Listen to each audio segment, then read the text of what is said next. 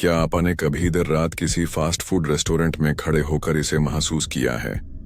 सन्नाटे के नीचे वो अजीब सी भिन्न भिन्नाहट, वो एहसास जैसे खुशमिजाज प्लास्टिक के शुभन कर आपा को बेजान रंजी हुए आंखों से देख रहे हों। आप मान लेते हैं कि ये बस देर रात का सन्नाटा है, दिमाग का धोखा।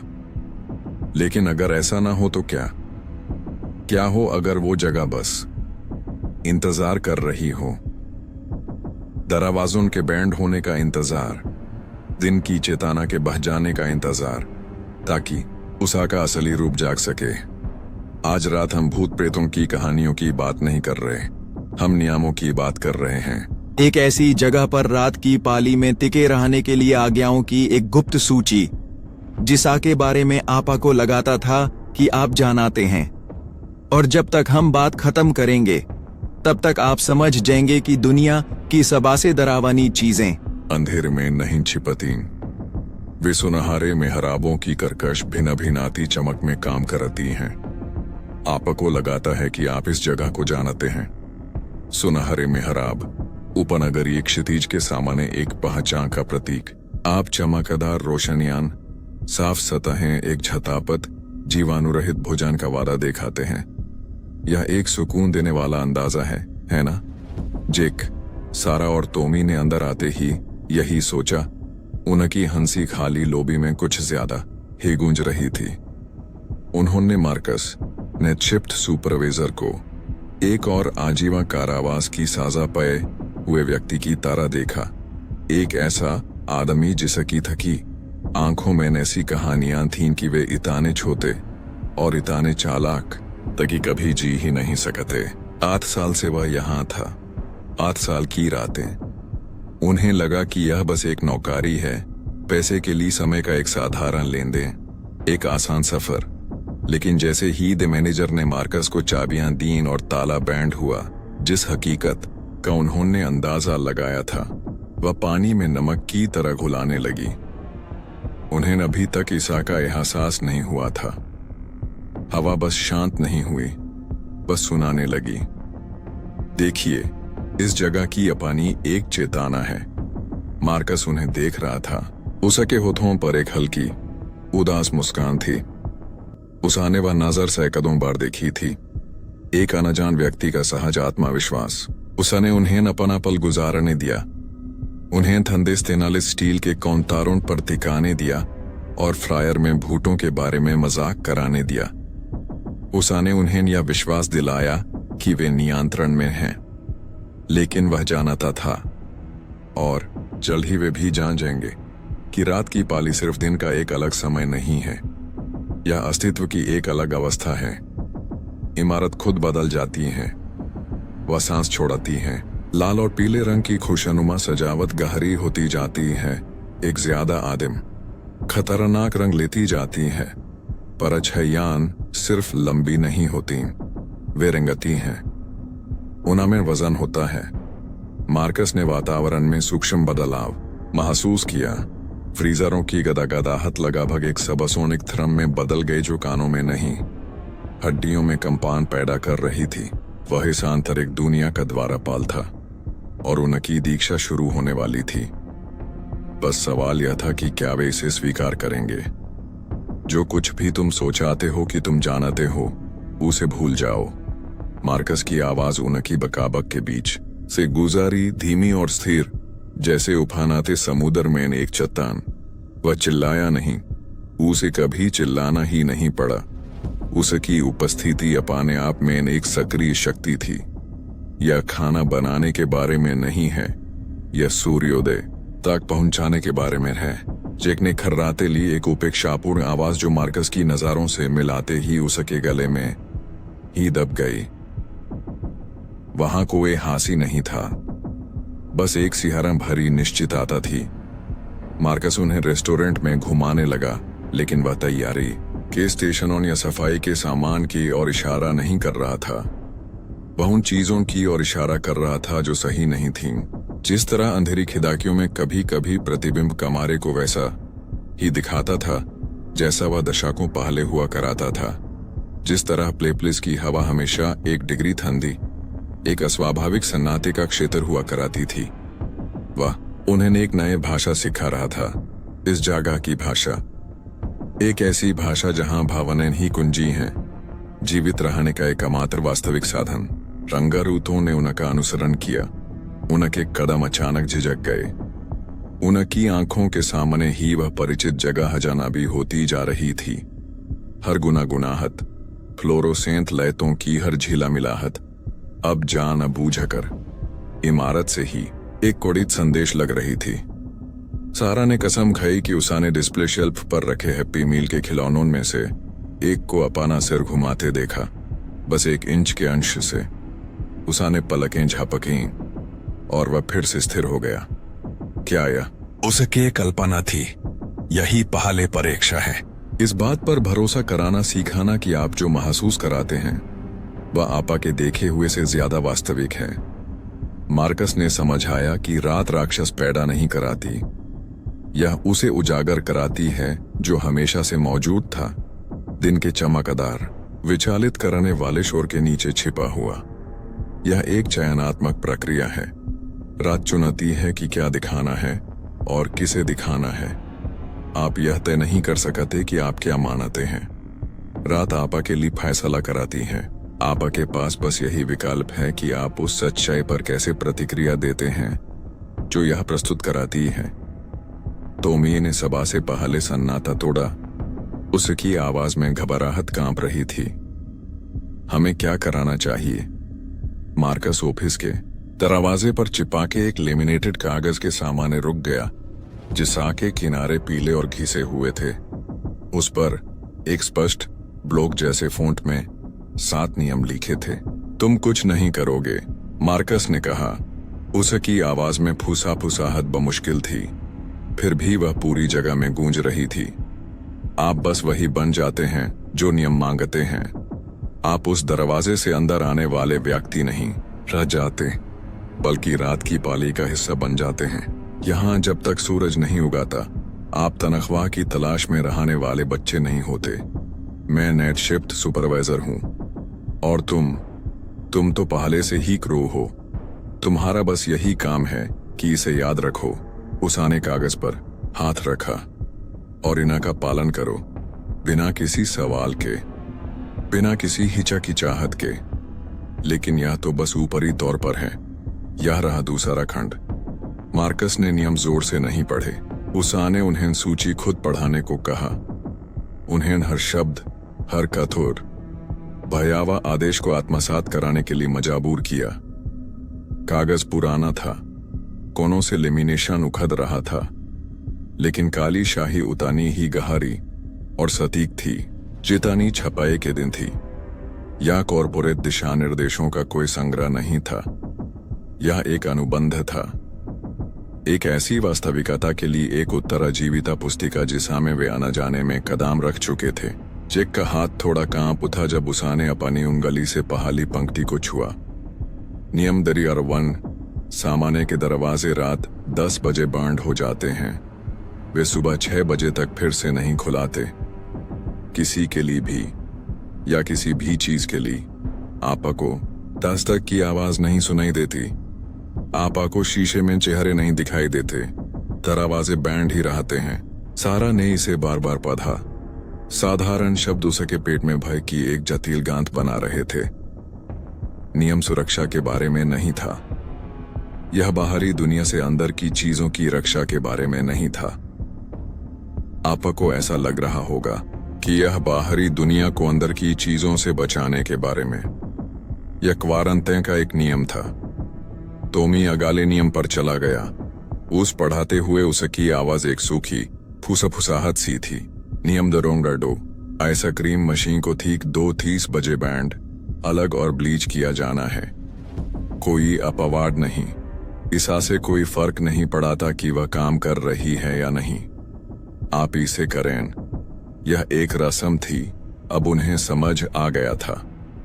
एक अजीब विशिष्ट तुष्टीकरण। हालांकि यह गला नियम था जिसने उनके रोंगटे खड़े कर दी।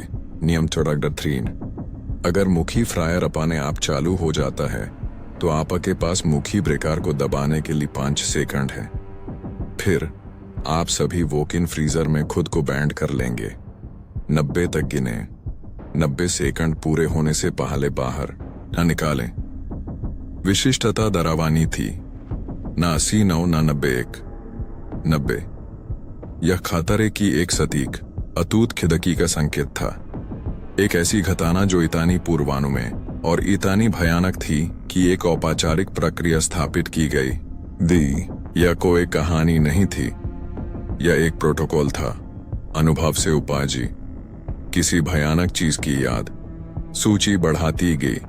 हर नियम उन्हें इस जागते हुए दुस्वप्न में और गहराई तक ले जाता। नियम डोरे 4। सुबह 3 बजे के बाद आप ड्राइव थ्रो पर ऑर्डर ले सकाते हैं, लेकिन आप ड्राइवर की तरफ वाली खिड़की में नहीं दिखाते। आप उन्हें का चेहरा दिखाने की कोशिश नहीं कराते। आप भुगतान लेते हैं, उन्हें खाना देते हैं और लेन देन पर नजर रखाते हैं। वे क्या हैं? इस आसे आपको कोई सरोकार नहीं है। निहितार्थ भयावह था कि उन कारों में बैठे प्राणी इंसान नहीं थे, या कम से कम ऐसा कुछ नहीं जिसे आपको अपनी चेतना को पूरी तरह से समझाने देना चाहिए। फिर आया प्ले प्लेस। नियम पर अनुग्रह फाइंड।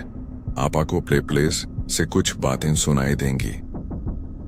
बोल पिट में हलाचल, हंसी, रोना। आप इसे अनदेखा कर देते हैं। रात के समय इमारत का वह हिस्सा आपका नहीं होता, वह आबाद है। उस जगह की बचाकानी मासूमियत एक विचित्रता में बदल गई थी। एक ऐसा क्षेत्र जिस पर किसी अदृश्य और अनसुनी शक्ति का कब्जा था जो अकेला छोड़ दी जाने की मांग कर रही थी। रेस्टोरेंट का एक पूरा हिस्सा आत्मसमर्पण कर दिया। सारा को मतली का एहसास हुआ जैसे ही उसाने छठा नियम पढ़ा। नियम नंबर 6। अगर किसी सोडा डिस्पेंसर से सिरप काला हो जाए तो यूज छूना नहीं है। यूज ठीक कराने की कोशिश नहीं करानी है। आपको तुरंत फवारे की पानी की मुखी लाइन काट देनी है और पूरे यूनिट पर आउट ऑफ ऑर्डर का सैन लगा देना है। काला पदार्थ सिरप नहीं है।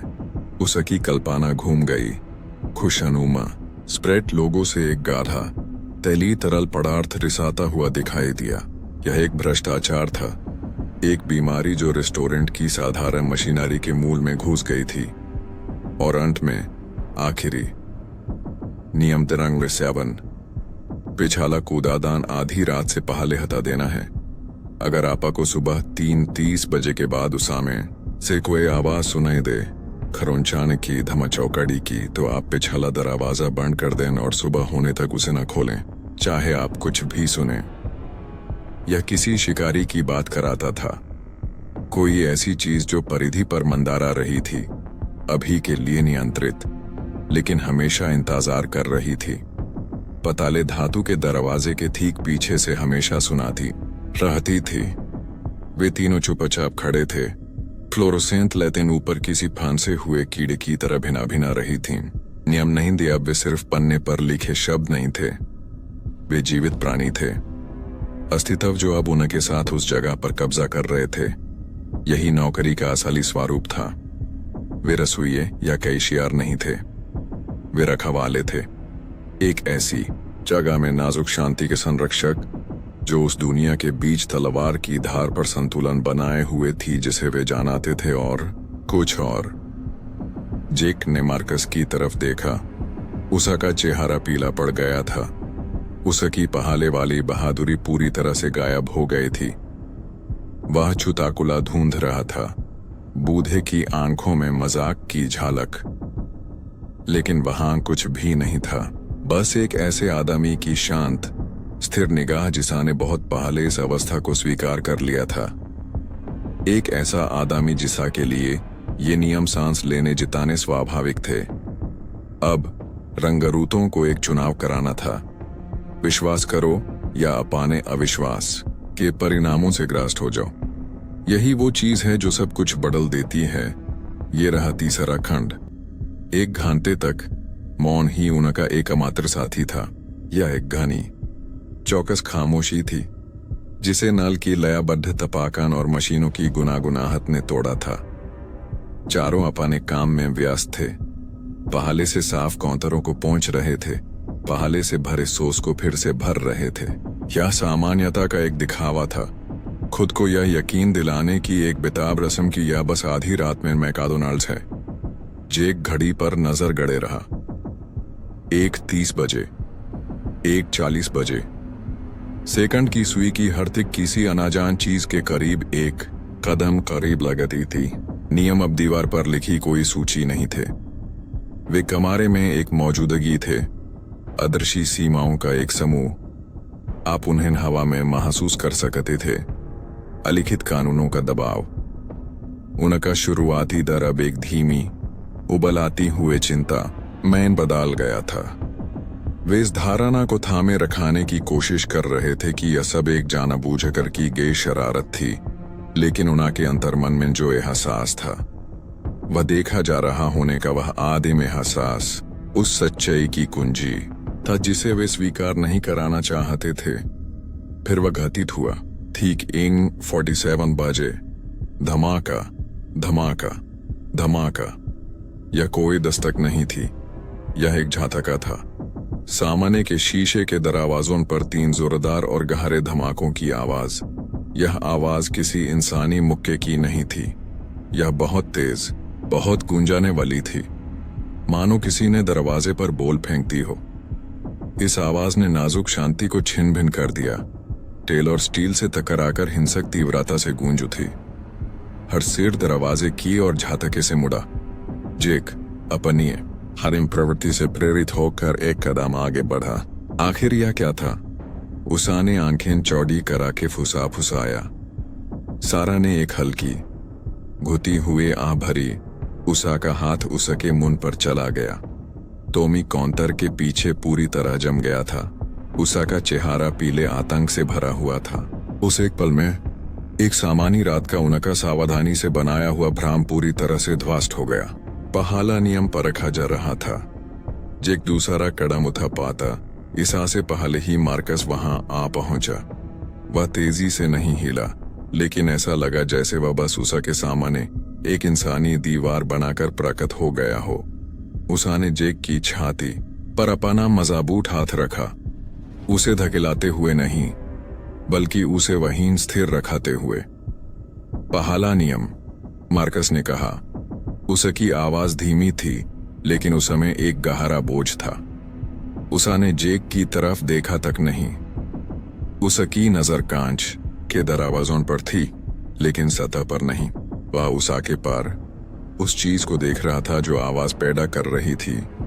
उषा की मौजूदगी को स्वीकार कर रहा था, लेकिन उसे शक्ति देने से इनकार कर रहा था।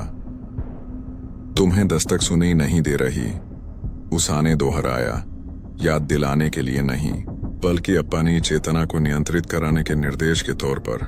वह उन्हें सिखा रहा था कि यहाँ जीवित रहने का मतलब जवाबी हमला कराना नहीं है, बल्कि उस चीज का अनुशासित चुनाव कराना है जिसे तुम असली मानते हो। और दरवाजे पर खड़ी चीज पर उनका ध्यान नहीं जाना था। धमाका फिर हुआ, इस बार तेज और ज्यादा तेज। धमाका, धमाका, धमाका, धमाका, धमाका। यह एक उन्मत्त, क्रोधित लेडी। मजबूत कांच का बड़ा शीशा हर धक्के के साथ अंदर की ओर झुकता हुआ साफ दिखाई दे रहा था। चौखट के कोने से एक पताली, मकड़ी के जाले जैसी दरार निकाली। इसे नजरअंदाज कराना नामुमकिन था। एक शारीरिक हमला जो जमीन से होते हुए उनके पैरों तक और उनके दांतों तक कंपन कर रहा था। यह अब सिर्फ एक आवाज नहीं थी, यह एक ताकत थी। कुछ विशाल और शक्तिशाली चीज ठीक बाहर थी, उनसे सिर्फ आधा इंच के शीशे से अलग। और यह दिखाकर बहुत गुस्सा आ रहा था कि दरवाजे बैंड ही रहे। सारा ने अपनी आंखें बैंड कर लीं। उसकी उंगलियां सेफ्ट हो गईं और काउंटर को पकड़े रही।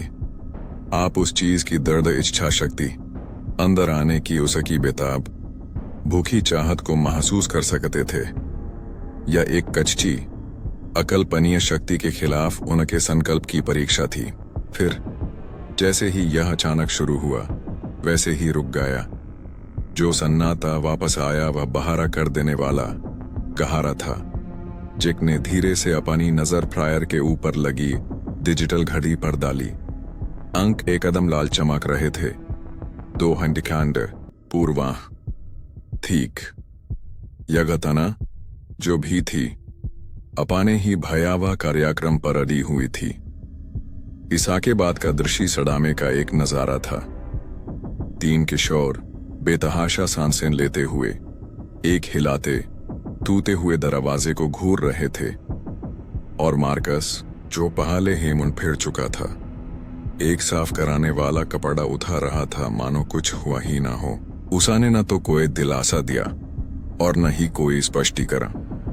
उस देने की जरूरत ही नहीं थी। सबक मिल चुका था। उन्होंने अपनी नई अवस्था की पहली परीक्षा का सामना किया था और वे एक धागे से पास हो गए थे। उन्होंने अपनी लैंप पकड़ी थी, लेकिन रात अभी खत्म नहीं हुई थी और नियम बहुत थे। अब और गहराई में जाओ। दस्तक की घटाना से मिले एड्रेनालायन ने उनके मुंह में धातु जैसा स्वाद पैदा कर दिया। अगले आधे घंटे तक रंगरूट अति जागरूकता की स्थिति में काम कराते रहे। धातु की हर खनक, रेफ्रिजरेटर की हर गुनगुनाहट एक संभावित खतरा थी। उन्होंने अपनी चेतना की एक सीमा पार कर ली थी। दुनिया अब वह ठोस पूर्वानुमानित जगह नहीं रही जो कुछ घंटे पहले थी। रात के 2:25 बजे मार्कस ने सॉफ्ट सर्व मशीन की ओर इशारा किया जो कोने में धीरे से गुनगुना रही थी। एक पूरी तरह से काम कराने वाला उपकरण। इसे साफ कराने का समय हो गया है, उषा ने कहा। तुमी ने उसे हैरानी से देखा। लेकिन यह ठीक काम कर रहा है। हमने इसे कुछ घंटे पहले साफ किया था। मार्कस की नजर स्थिर और अताल थी। नियम साफ होने का नहीं है, नियम समय का है। अभी 2:25 बजे हैं। 2:30 बजे वह मशीन बंद हो जाती है, अलग कर दी जाती है। ब्लीच किया हुआ। यह एक और सबक था। यहां तर्क की कोई ताकत नहीं है। सिर्फ सही समय पर सही कार्रवाई का चुनाव ही मायने रखाता है। ठीक 2:30 बजे मार्कस ने पावर स्विच दबाया। मशीन की धीमी गुनगुनाहट एक उदास आह के साथ बैंड हो गई। लगभग बेचैन कर देने वाली अभ्यासी कुशलता के साथ उसाने उसे तोड़ना शुरू कर दिया। धातु और प्लास्टिक के पुर्जों को एक साफ तरह पर सर्जिकल औजारों की तरह बिछा दिया। उसने सारा को मदद के लिए इशारा किया, उसके हाथों का मार्गदर्शन कराते हुए जैसे ही वह चुभती हुए शुद्ध सेफ्ट ब्लीच बेसिन में डाल रही थी। यह कार्य अजीब तरह से औपचारिक लगा, किसी अदृश्य देवता को अर्पण। वे सिर्फ एक मशीन साफ नहीं कर रहे थे, वे शुद्धिकरण का एक अनुष्ठान कर रहे थे। इस अस्त व्यस्त वास्तविकता के एक कण पर व्यवस्था थोपने का एक जाना बुझाकर किया गया कार्य। यह इमारत के लिए, रात के लिए एक संदेश था कि इसे खास घटाना में वे अपनी इच्छा का दावा कर रहे थे। वे आज्ञाकारिता की क्रियाशील शक्ति की अपनी समझ का प्रदर्शन कर रहे थे। ब्लीच की गंध तेज और साफ थी। रेंगती हुए उन्होंने अपने आसपास अनदेखी गंदगी महसूस की। जैसे ही उन्होंने स्टेराइल मशीन को फिर से जोड़ना समाप्त किया, एक नई आवाज ने सन्नाटे को भेद दिया। टिंग डोंग। ड्राइव थ्रू सेंसर ने रंगरूटों में एक सामूहिक झटका लगा।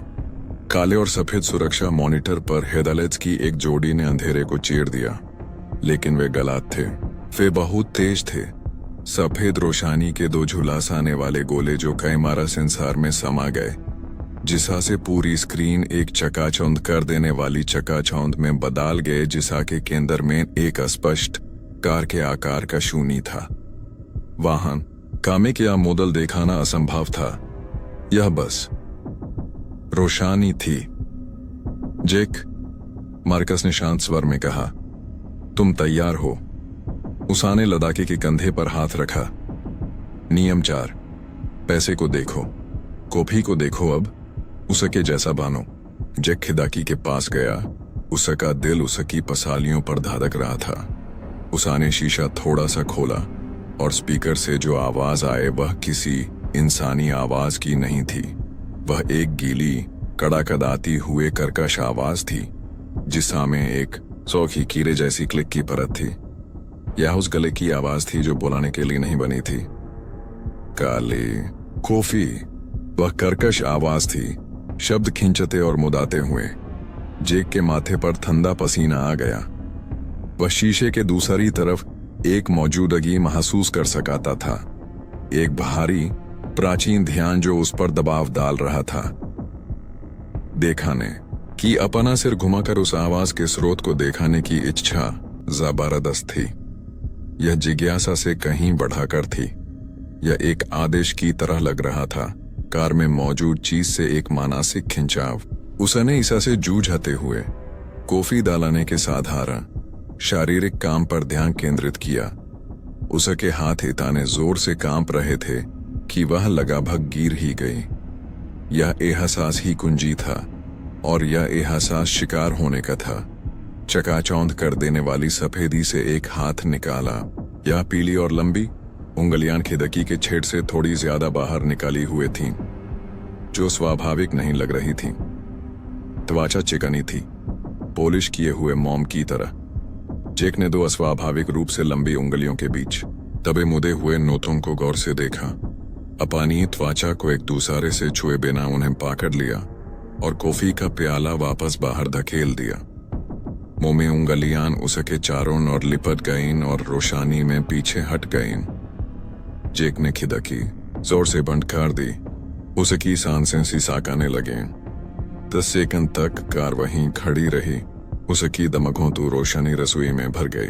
फिर एक बेचैन कर देने वाले सन्नाटे के साथ, न इंजान न बाजारी की चरमराहट, वह आगे बढ़ गई और सुबह के 3 बजे का गहरा अंधेरा फिर से छा गया। जेक काउंटर से टिक गया, कांप रहा था। वह बच गया था, लेकिन उस आवाज की सिहारा भरी याद और उस हाथ के नजारे अब उसके भीतर की दुनिया में ननकित हो गए थे। एक ऐसा निशान जो कभी नहीं मिटेगा, लेकिन यह तो बस आता है। चालक दल एक नए तरह की ऊर्जा के साथ आगे बढ़ा। एक शांत बेचैन क्षमता जो साझा आघात से पैदा हुए थी। वे अब एक इकाई थे, बंधे हुए रात के भयानक रहस्यों ने। उनका युवा अहंकार रेत के तुकादों से उदाकर एक थकी हुए सतर्क परिपक्वता में बदल गया था। आप उनकी आंखों में बदलाव देख सकते थे। वे अब सिर्फ भौतिक रेस्टोरेंट नहीं देख रहे थे। वे अदृश्य दबावों, हर कोने में मौजूद वास्तविकता के सूक्ष्म बिंदुओं से अवगत थे। मार्कस ने सारा को बर्फ डिस्पेंसर भराने के लिए भेजा। एक साधारण काम जिसा से उसे उम्मीद थी कि वह रुक जाएगी, लेकिन अब यहाँ कोई साधारण काम नहीं था। जैसे जैसे वह चल रही थी, उसकी इंद्रियां जल रही थीं। बर्फ बनाने वाली मशीन की गुनगुनाहट भूखी गुर्राहट जैसी लग रही थी। गिराते हुए तुकादों की खड़खड़ाहट हड्डी के तूताने जैसी थी। उसकी अपनी कल्पना, जो कभी सुकून का स्रोत थी, अब दुश्मन बन गई थी। हर परछाई, हर आवाज को अगाले भयावहता के पूर्वाभास में बदल रही थी। तभी उसने उसे देखा। एक छोटी सी बात फिर भी इतनी बुनियादी तौर पर गलत कि उसने का दिल रोक दिया। सोडा फव्वारे पर खुशानुमा हरे पीले स्प्रेट लोगों के नीचे काले रंग की एक बूंद थी। वह नुजाल की नोक से चिपकी हुई थी, मोती और चिपा चिपा। देखाते देखाते एक और बूंद उमादा कर उसा में मिल गई और फिर दोनों के वाजान ने उसे नीचे खींच लिया और नीचे धातु की नाली पर एक खामोश छापाक के साथ गिर पड़ी। वह सोडा नहीं था, वह सिरप नहीं था, वह एक गाढ़ा तैली रोशनी सुखाने वाला कालापन था। वह कच्चे तेल जैसा दिखाता था, पर जीवंत लगाता था। उसे नियम संख्या 6 के स्पष्ट और स्पष्ट शब्द याद आ गए। काला पदार्थ सिरप नहीं है। यूं एक आदिम घृणा का एहसास हुआ। उस तरह की गहरी जैविक गलती जो आपा को खाने में मकड़ी देखा कर होती है। मशीन से खून बह रहा था। सारा चीखी नहीं, रात ने उषा की चीखें चुरा ली थीं। वह धीरे धीरे पीछे हटी। उषा का शरीर हिल रहा था। इस आसे पहाले की उषा का दिमाग आदेश को पूरी तरह समझ पाता। मार्कस, उषा ने आवाज दी। उषा की आवाज एक कसी हुए ध्वनि की तरह थी। यह सोडा मशीन है। उषा के लहजे ने सब कुछ बता दिया। कोई खराबी नहीं, बल्कि एक उल्लंघन। मार्कस पल भर में उषा के पास था। उषा ने धीरे धीरे तपाकते काले इखोर पर एक नजर डाली और उसके चेहरे पर एक नया भाव उभर आया। ऐसा भाव जो रंगरूतों ने पहले कभी नहीं देखा था। यह सिर्फ सावधानी नहीं थी, यह गहरी घबराहट थी जो दरकीहट तक पहुंच रही थी। दरवाजे पर दस्तक एक घेराबंदी थी। ड्राइव थ्रू पर मौजूद चीज एक शिकारी थी, लेकिन यह एक जहर था। इमारत की नासों से फूटा था एक संक्रामण। यह आंतरिक दुनिया का ही एक भ्रष्टाचार था। इसके पास मत जाना, इसे मत छूना, मार्कस ने आदेश दिया, उसकी तीखी आवाज उना के भयभीत पक्षाघात को चीरती हुए। जेक, मेरे साथ। हम पानी की मुखी लाइन काट रहे हैं। टॉमी, आउट ऑफ ऑर्डर का सेंधून हो, इसे पूरी यूनिट पर लगा दो। सारा पीछे रहो। उसके आदेश फैलाते हुए संक्रमण के खिलाफ एक तेज तर्रार बचाव थे। वे एक नए उद्देश्य के साथ आगे बढ़े। उनका दर तत्काल सटीक कार्रवाई में बदल गया। वे अब सिर्फ नियमों का पालन नहीं कर रहे थे, वे सक्रिय रूप से जवाबी कार्रवाई कर रहे थे, किसी भी उल्लंघन को रोकने की कोशिश कर रहे थे। जेक और मार्कस पिछाले कमरे में वाल्व ढूंढने के लिए ततोल रहे थे। सारा देख रही थी कि काला रिसाव लगातार टपक रहा है। नाली पर जमा हुआ गड्ढा बढ़ाता जा रहा था। उसके किनारे बाहर की ओर बढ़ाते हुए प्रतीत हो रहे थे, मानो साफ स्टेनलेस स्टील पर एक धीमी खामोश विजय। ऐसा लग रहा था जैसे उस पदार्थ की अपनी एक सक्रिय शक्ति हो, फैलाने और निगलाने की इच्छा। जब मार्कस वापस लौटा तो उसने एक लंबे छिमाते से लेमिनेटेड आउट ऑफ ऑर्डर का बोर्ड सीधे दूषित डिस्पेंसर, जो किसी कब्र पर लगी कागज की सील हो, पर लगा दिया। उसने जाली पर जमा हुए उस छोटे से गड्ढे को कागज के तौलिए के मोटे गत्थे से पहुंचाने की कोशिश की, लेकिन पदार्थ बस फैल गया। सुखाने से इनकार कर दिया। उसने एक चिकाना इंद्रधनुषी दाग छोड़ दिया जो धातु को हमेशा के लिए खराब कर देगा। उसने यह कोशिश छोड़ दी और क्वारंटाइन को यथावत छोड़ दिया। टीम दूर खड़ी बैंड मशीन को घूर रही थी। उन्होंने प्रोटोकॉल का पालन किया था, लेकिन सुरक्षा का एहसास खत्म हो गया था। दस्तक ने साबित कर दिया था कि दीवारें पताली थीं। कार ने साबित कर दिया था कि राक्षस असली थे, लेकिन काले रिसाव ने साबित कर दिया कि खतरा सिर्फ बाहर नहीं था, जो अंदर घुसाने की कोशिश कर रहा था। वह पहले से ही यहां था, दीवारों के अंदर, पैपों के अंदर, इमारत की बीमार चेतना का एक हिस्सा। यहां वो चीज है जो सब कुछ बदल देती है। सोडा फाउंटेन के क्वारंटाइन ने रसोई के बीचों बीच एक सन्नाटा सा बना दिया। सबा ने उसा से दूरी बना ली। उनकी नजरें आउट ऑफ ऑर्डर वाले बोर्ड पर टिकाने से इनकार कर रही थीं, जो अब नोटिस कम और कब्र के पत्थर ज्यादा लग रहा था। एक नया ज्यादा कपटी दर्जर जमा चुका था, रोजमर्रा की जिंदगी का दर। अगर सोडा मशीन खराब हो सकती है तो आगे क्या होगा? Milkshake mixer, grill. उनकी वास्तविकता की पूरी संरचना ही अस्थिर लग रही थी, मानो जिस भौतिक दुनिया में वे रहते थे वह किसी सड़ी गली और जिंदा चीज के ऊपर बस एक पतली परत हो। वे अब सिर्फ किसी रेस्टोरेंट के कर्मचारी नहीं थे। आपको ऐसा लगाता है कि वे एक डूबाते जहाज पर फंसे हुए बचे हुए लोग थे, जो उस वास्तविकता में छेद भराने की कोशिश कर रहे थे, जो खुद को अंदर से बाहर तक लगातार तोड़ रही थी। उनकी आंतरिक दुनिया अब निरंतर कम स्टार के आतंक से भरी हुई थी। अगाले सिस्टम के फेल होने, अगाले नियम के लागू होने का इंतजार कर रही थी। उन्हें ज्यादा इंतजार नहीं कराना पड़ा। अचानक बहारा कर देने वाली वूश के साथ मुखी फ्रायर में आग लग गए। या थर्मोस्टेट के चालू होने की हल्की क्लिक और गुनगुनाहट नहीं थी, यह एक जोरदार विस्फोटक आग थी, मानो रसोई के बीचों बीच जेट इंजन चालू हो गया हो। ठंडा साफ तेल तुरंत उबलाने लगा, एक प्रचंड लुधकता तूफान जिसने जमीन पर जलाती हुए बूंदे उगल दी। डिजिटल तापमान डिस्प्ले अनियमित रूप से तिमातिमा रहा था। संख्याओं की जगह अजीबोगरीब क्लिफ चमक रहे थे। यह एक तकनीकी रुकावट थी, एक मशीन जो हिंसक दुष्टतापूर्ण दौरे से गुजार रही थी। नियम डगरथीन, जिसके लिए फ्रीजर को 90 सेकंड के लिए बैंड कराना पड़ता था, अब लागू हो गया था। घटाना की तीव्र गति, निष्क्रिय से घातक तक, की तात्कालिक वृद्धि ने अविश्वास की कोई गुंजाइश नहीं छोड़ी। वॉनिवेशियर, फ्रीजर, जाओ। मार्कस की आवाज टॉप के धमाके जैसी थी। पहली बार उसाने सचमुच चिल्लाकर कहा था। आदेश शुद्ध सहज अधिकार था। कोई बहस नहीं, कोई हिचकिचाहट नहीं। जैसे ही रंगरूट वोकिन के लिए दौड़े, ऊना के पैर टेल पर फिसल रहे थे। मार्कस फ्रायर की तरफ नहीं भागा। वह विपरीत दिशा में बिजाली के पैनल की ओर दौड़ा।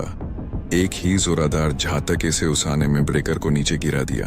फ्रायर की गर्जना बैंड हो गई। मिन लैटिन बुझ गई और किचन इमरजेंसी लाइटिंग की भूतिया लाल रोशनी में डूब गया।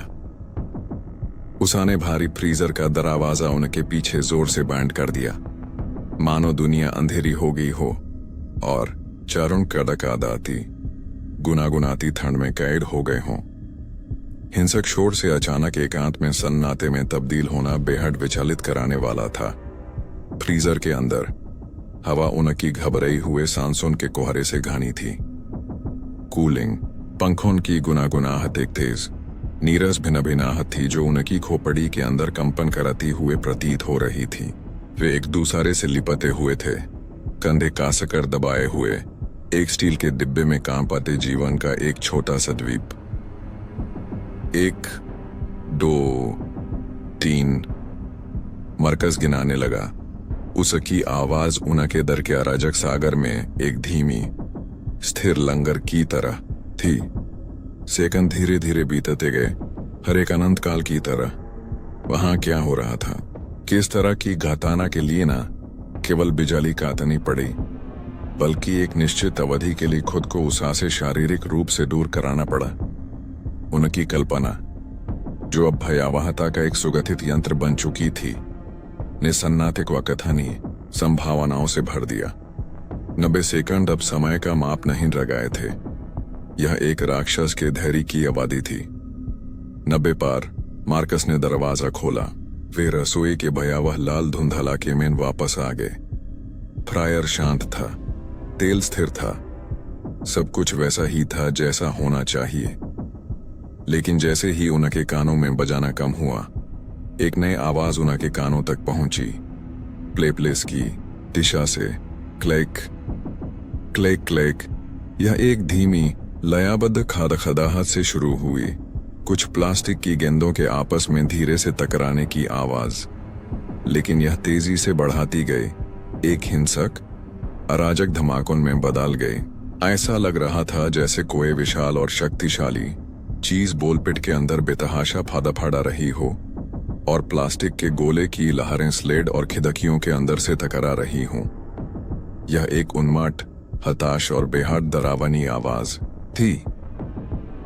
वे सब थिथक गए, उस अंधेर में घुराते रहे जहां रंगीन खेल का मैदान छिपा था। मार्कस ने देखा तक नहीं। नियम 5, उसाने शोर की और पीठ करा के कहा, हमें कुछ सुनाई नहीं देता, अब और गहराई में जाओ। खेल के मैदान से उपाजा सन्नाटा एक गहरा घाव था। कर्मी दलमंद लाल रोशनी वाली रसोई में दुबा का हुआ था। उनकी नसें टूटने की कगार पर थीं। हर नियम की परीक्षा हो चुकी थी, सिवाय एक के। उनके मन असंभव यादों के एक अराजक भंवर में थे। घड़ी की आहट पर दस्तक, प्रकाश की शूनी से एक आवाज, काला रस बहाती एक मशीन और एक जामे हुए नरक में 90 सेकंड की दुबाकी। दुनिया के बारे में उनकी हर धारणा को व्यवस्थित रूप से उनसे छीन लिया गया था।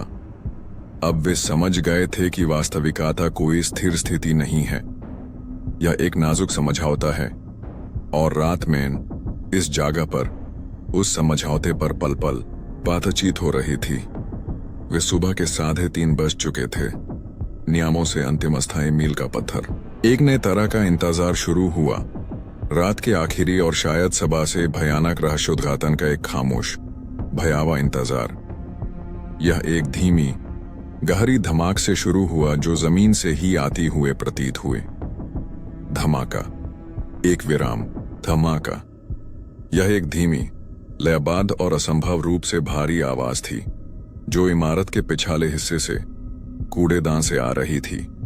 या कचारे के जमाने की आवाज नहीं थी, या किसी विशाल और जानबूझकर खोखले स्टील के कंटेनर के अंदर अपन आभार स्थानांतरित कराने की आवाज थी। सारा ने अपनी सिसकी को दबाने के लिए अपना मुंह बंद कर लिया। नियम W7 अंतिम आज्ञा अभी अभी लागू हुए थी।